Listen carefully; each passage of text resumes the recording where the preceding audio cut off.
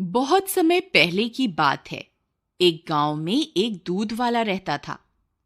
उसका नाम गिरधर था। वह अपनी पत्नी और अपने एक बेटे के साथ रहता था। उसके पास एक ही गाय थी। वह बहुत प्यारी थी, मगर वह बहुत कम दूध दिया करती थी। वह जितना भी दूध देती थी, गिरधर उसे शहर में जाकर बेच आया करता था। लेकिन दूध कम होने की वजह से उसकी आमदनी भी बहुत कम हुआ करती थी, जिसकी वजह से उसकी पत्नी उसे दिन रात ताने मारा करती थी। अजी सुनो, इतने थोड़े से पैसों का मैं क्या करूं? इतने कम पैसों में तो घर चलाना भी मुश्किल हो रहा है। आपने पड़ोस के मोहन की बीवी को देखा? वह कल ही नई साड़ी खरीद के लाई है। उसका पति तो उसे हर हफ्ते मेला दिखाने के लिए लेकर जाता है और नए कपड़े भी दिलवाता है। आप तो ऐसा कुछ नहीं करते। देखो भगवान, मैं जितने पैसे कमाता हूँ सारे तुम्हें लाके दे देता हूँ। अब मैं और पैसे कहाँ से लाऊं? जितने पैसे तुम कमा के लाते हो ना, उसमें से आधे से ज्यादा पैसों का चारा तो तुम्हारी ये गाय ही खा जाती है और बदले में इतना कम दूध देती है। इस गाय से हमें कोई फायदा नहीं है। इसे तो तुम किसी जंगल में ही छोड़ आओ और एक नई गाय खरीद लो। देखो भगवान, मेरे पास नई गाय खरीदने के पैसे नहीं हैं। हम जितना भी कमाते हैं उसमें 2 वक्त की रोटी मिल जाती है। मुझे ज्यादा कुछ नहीं चाहिए। अजी आपको नहीं चाहिए तो ना सही, लेकिन मुझे तो नए कपड़े खरीदने हैं और नए गहने भी लेने हैं। देखो भगवान, मुझे और परेशान मत करो। रात बहुत हो गई है और मुझे सोने जाना है। इतना बोलकर गिरधर वहां से चला जाता है। पत्नी सोचते हुए, कोई तो उपाय होगा जिससे हम ज्यादा मुनाफा कमा सकें। हमारे पास नई गाय खरीदने के पैसे तो हैं नहीं। मुझे इसी गाय से ज्यादा मुनाफा कमाने की तरकीब खोजनी होगी।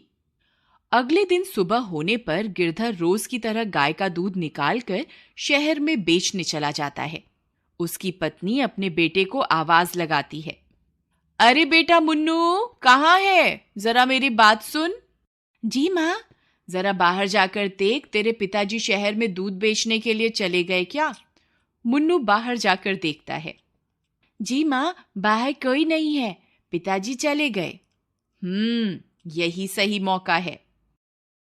उसकी लालची पत्नी गाय के पास जाती है और बोलती है, क्यों री राम प्यारी, तू दिन रात चारा खाती रहती है लेकिन ज्यादा दूध क्यों नहीं देती? फिर उसकी पत्नी को ध्यान आता है कि उसके पड़ोस में रहने वाले कालिया के पास भी एक ही गाय है, लेकिन उसकी बीवी तो बहुत खुश रहती है। वह कैसे? वह सोच में पड़ जाती है। यही बात पता करने के लिए वह कालिया के घर जाती है। अरे भाई कालिया, जरा बात तो सुनो। अरे बहन सुषमा, कैसी हो तुम? और गिरधर के क्या हाल हैं? अरे हाल चाल तो मत ही पूछो, बहुत बुरे हाल हैं। हमारी गाय तो ज्यादा दूध ही नहीं देती। इतने कम दूध में कोई मुनाफा नहीं हो रहा। तुम्हारे पास भी तो एक ही गाय है, किंतु तुम्हारी गाय तो बहुत सारा दूध देती है। वह कैसे? बहन, एक राज की बात बताऊं, किसी से कहना नहीं। मैं शहर से एक इंजेक्शन लाया हूं, जिसे अगर गाय को लगा दो तो वह 4 गुना ज्यादा दूध देती है। अरे दैया, ऐसा भी कोई इंजेक्शन होता है क्या? हाँ बहन, मैं तो अपनी गाय को वही इंजेक्शन देता हूं, तभी तो मेरी गाय ज्यादा दूध देती है। अरे भैया, मुझे भी ऐसा इंजेक्शन दे दो ताकि मैं भी कुछ मुनाफा कमा सकूं। जरूर, क्यों नहीं, ये लो। लेकिन ध्यान रखना, गिरधर को पता ना चले। अगर उसे पता चल गया तो तुम्हारी और मेरी शामत आ जाएगी। हाँ हाँ, किसी को कुछ पता नहीं चलेगा। फिर उसकी पत्नी कालिया से इंजेक्शन लेकर अपने घर वापस आ जाती है और घर पहुंचते ही चुपके से अपनी गाय को इंजेक्शन लगा देती है। फिर अगले दिन रोज की तरह गिरधर अपनी गाय का दूध निकालता है। अरे ये क्या, आज तो पूरी बाल्टी भर गई, फिर भी दूध बंद ही नहीं हो रहा। लगता है भगवान ने मेरी लालची पत्नी की बात सुन ली। शायद अब हमारे अच्छे दिन आ जाएं। अब शहर चलता हूं और जो भी मुनाफा होगा उससे अपनी बीवी के लिए कुछ नए कपड़े खरीद लूंगा। शाम होने पर गिरधर अपनी बीवी के लिए कुछ नए कपड़े लेता है। उसकी बीवी नए कपड़े पाकर खुश हो जाती है। कुछ दिनों तक ऐसा ही चलता रहा। गिरधर की लालची पत्नी रोज अपनी गाय को इंजेक्शन लगा देती और गाय ज्यादा दूध देने लगती और गिरधर शहर जाकर दूध बेचता और जो भी मुनाफा होता वह सारा का सारा अपनी बीवी को दे देता। फिर एक दिन गिरधर की पत्नी रोज की तरह गाय को इंजेक्शन लगाने जाती है। गाय भी समझ चुकी थी कि ये लालची औरत उसे इंजेक्शन लगाने आ रही है। जैसे ही सुषमा उसे इंजेक्शन लगाती है, गाय छटपटाने लगती है। सुषमा, अरे आज क्या हो गया तुझे? इतना क्यों छटपटा रही है? एक जगह ठहर तो सही, रुक जा, इंजेक्शन तो लगाने दे। लेकिन गाय बहुत ज्यादा छटपटाती है और उसे इंजेक्शन नहीं लगाने देती। अरे बेटा मुन्नू, जरा मेरी बात तो सुन। जी माँ। मुन्नू बेटा, हमारी गाय की तबीयत थोड़ी खराब हो गई है, इसलिए मुझे इसे इंजेक्शन देना होगा। जरा तू इसे पकड़ के रख ताकि मैं इसे इंजेक्शन लगा सकूं। जी माँ, मैं अभी पकड़ता हूँ। फिर जैसे ही सुषमा उसे इंजेक्शन लगाने लगती थी, गाय फिर से छटपटाती है और इंजेक्शन गलती से मुन्नू के हाथ में लग जाता है। मुन्नू जोर से चिल्लाता है, अरे मर गया, हाय हाय। अरे ये क्या किया माँ? ये इंजेक्शन तो मुझे लग गया। हे भगवान, ये मुझसे क्या हो गया? अब क्या होगा? फिर रात होने पर मुन्नू की तबीयत खराब हो जाती है। अरे बेटा मुन्नू, सुबह तक तो तुम ठीक थे, ये अचानक तुम्हें क्या हो गया?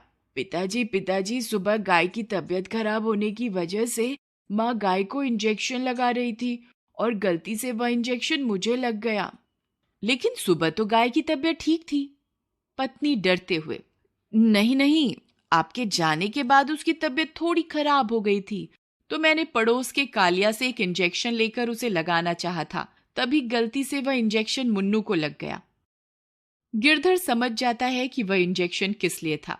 गिरधर गुस्से में, मैं जानता हूं भगवान, तुम कालिया से वह इंजेक्शन क्यों लेकर आई थी। अपनी चोरी पकड़ी जाने पर उसकी पत्नी बहुत शर्मिंदा हो जाती है। मुझे माफ कर दो, ये सब तो मैंने अधिक मुनाफा कमाने के लिए किया था। मुझे क्या पता था कि वह इंजेक्शन एक दिन मेरे बेटे को ही लग जाएगा। गिरधर, भगवान, आज उस इंजेक्शन की वजह से जब तुम्हारे बेटे की तबीयत खराब हुई तभी तुम्हें एहसास हुआ ना। ये सोचो कि जब तुम रोज गाय को इंजेक्शन लगाती होगी तो उस पे क्या बीतती होगी, उसे कितना दर्द महसूस होता होगा। गाय तो बेजुबान है, इसलिए अपना हाल बता भी नहीं सकती, और हम लालची इंसान थोड़ा ज्यादा मुनाफा कमाने के चक्कर में इन बेजुबान जानवरों का फायदा उठाते हैं। अपने पति की बात सुनकर वह बहुत ज्यादा शर्मिंदा हो जाती है और अपने किए हुए की माफी मांगती है।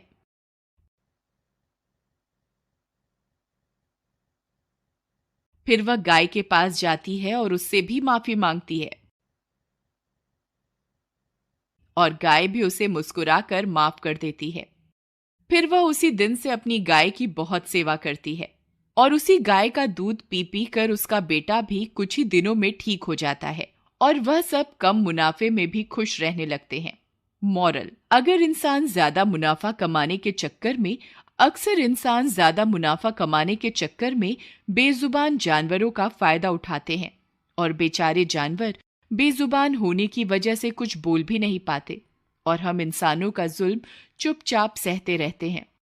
अक्सर आपने देखा होगा, सड़क पर गाय लावारिस हालत में घूमती रहती है और पॉलीथीन खाने की वजह से दम भी तोड़ देती है। हमें पॉलीथीन का इस्तेमाल भी कम से कम करना चाहिए और अगर आपको कोई गाय पॉलीथीन खाते हुए दिखाई दे तो उसे रोकना चाहिए। क्या पता आपके इस कदम से किसी बेजुबान की जान बच जाए।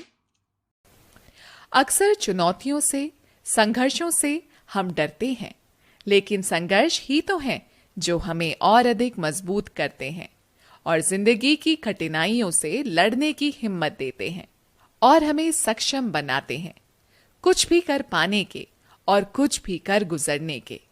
इसलिए जिंदगी में कभी भी कोई चुनौती आई तो उसे घबराइए मत, बल्कि हंसकर उसका सामना कीजिए। ये कहानी कहीं ना कहीं अगर आपके दिल को छुए तो प्लीज लाइक जरूर कीजिएगा